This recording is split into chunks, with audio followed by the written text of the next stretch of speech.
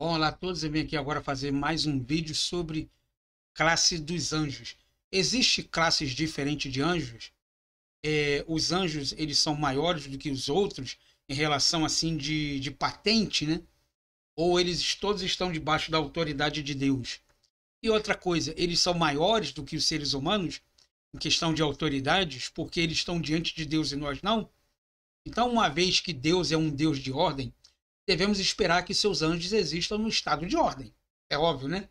Talvez a ordem da adoração esteja por trás do sentido de 1 Coríntios 11:10.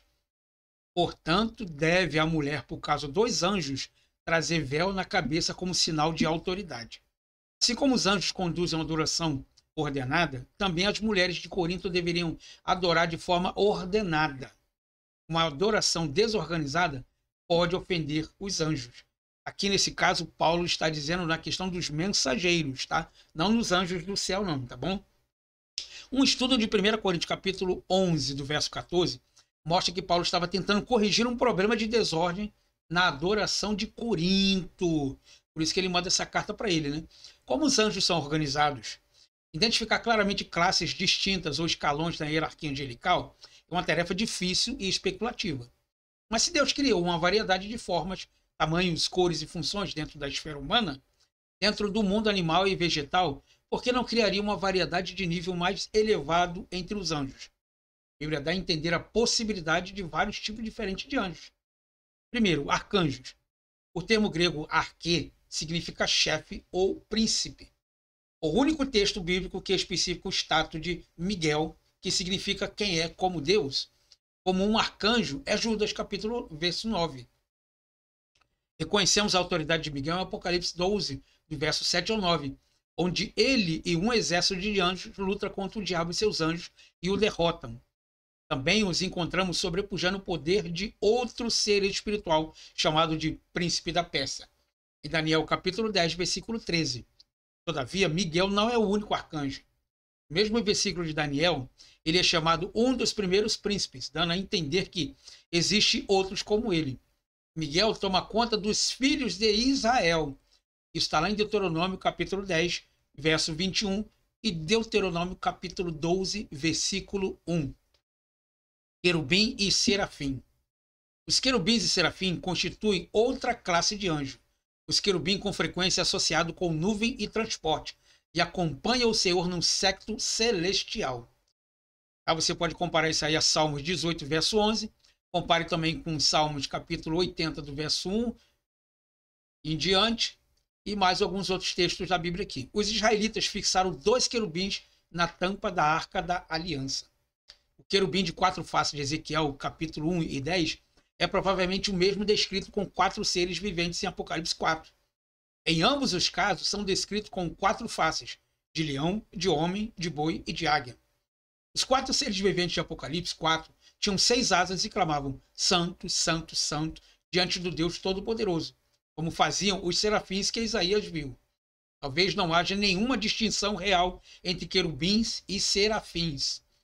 Os 2 nomes diferentes podem indicar papéis diferentes atribuídos às mesmas criaturas. Alguns têm argumentado que eles nem são criaturas reais. Augustus Strong, por exemplo, afirmava que os querubins e serafins não são criaturas reais, mas apenas aparições simbólicas que representam a humanidade redimida, dotada de toda a perfeição perdida na queda do homem. Feita para ser a habitação de Deus, a Bíblia, porém, registra que um querubim protegia a entrada do Jardim do Éden, depois que Adão e Eva foram banidos.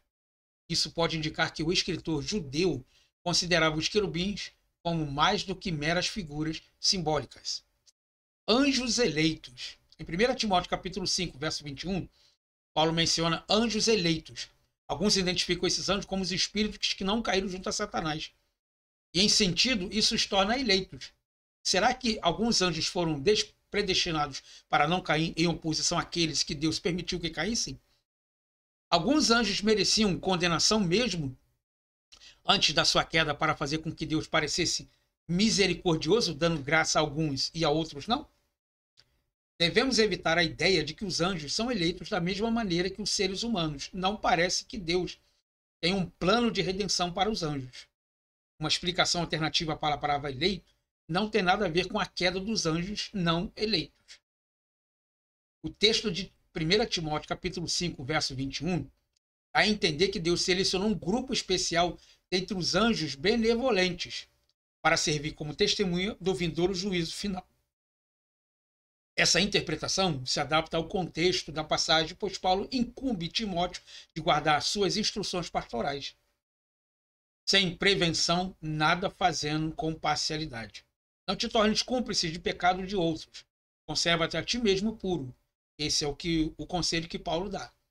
Paulo está exortando Timóteo a ter certeza de que está conduzindo seus negócios com justiça. Pois Deus, Jesus Cristo, e um grupo especial de anjos estão observando a sua conduta e julgarão suas ações no último dia de sua vida. Os anjos eleitos podiam indicar que os rolos do Mar Morto chamam-se de anjos da presença. Compare com o livro de Jubileu, capítulo 1, verso 27, capítulo 2, verso 2 e 1 Enoque, capítulo 9, do versículo 1 até o 20 e do versículo 1 até o 7. O Testamento de Levi também diz: esses são anjos de um escalão especial mais elevado, que ficam diante da face da presença gloriosa de Deus. Isto é, estão no estado de glória mais elevado do que os outros anjos.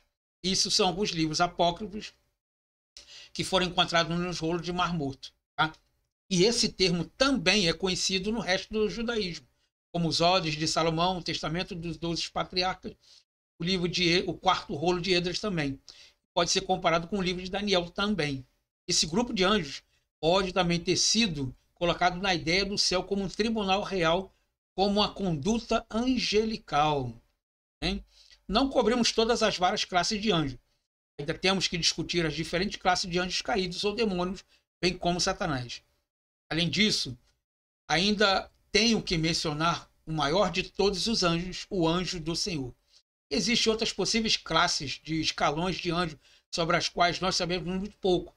As hostes celestiais podem também ser uma classe de anjos guerreiros. Né? Os vigilantes podem ter outra classe de distintas. Né?